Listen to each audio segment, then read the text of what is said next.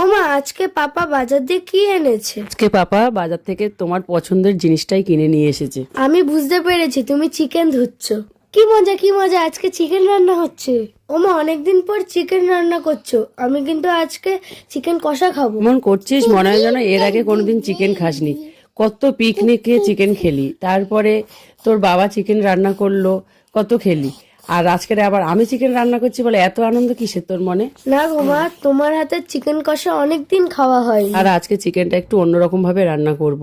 চিকেনগুলো আগে ফ্রাই করে নিয়ে ভালো করে তারপরে কষিয়ে রান্না করব, তারপরে জম্পিস করে খাবি, ঠিক আছে? ও মা, আজকে চিকেন কষাই করবে কিন্তু অত গ্রেভি করবে না। আচ্ছা, এখন রান্নাটা আমাকে করতে দে, এখন ডিস্টার্ব করিস না। আমি আমার মতন করে রান্না করি, চিকেন কষা হয়ে গেলে আমি তোকে ডেকে নেবো, ঠিক আছে? ঠিক আছে মা, তাহলে আমি খেলা করছি। আজকে যেহেতু ছেলের বায়না চিকেন কষা খাবে, সেই কারণে আজকে চিকেনটা কষা কষাই রান্না করলাম। আর তোমাদের পুরো ভিডিওটা দেখালাম না যে কিভাবে রান্না করলাম, কারণ এর আগে তো অনেক ভিডিও ছেড়েছি চিকেনের, সেই কারণে আর পুরো ভিডিওটা দেখালাম না। সত্যি মা, তোমার হাতের চিকেন কষাটা আজকে খুব টেস্টি হয়েছে। মা, সত্যি সুন্দর হয়েছে।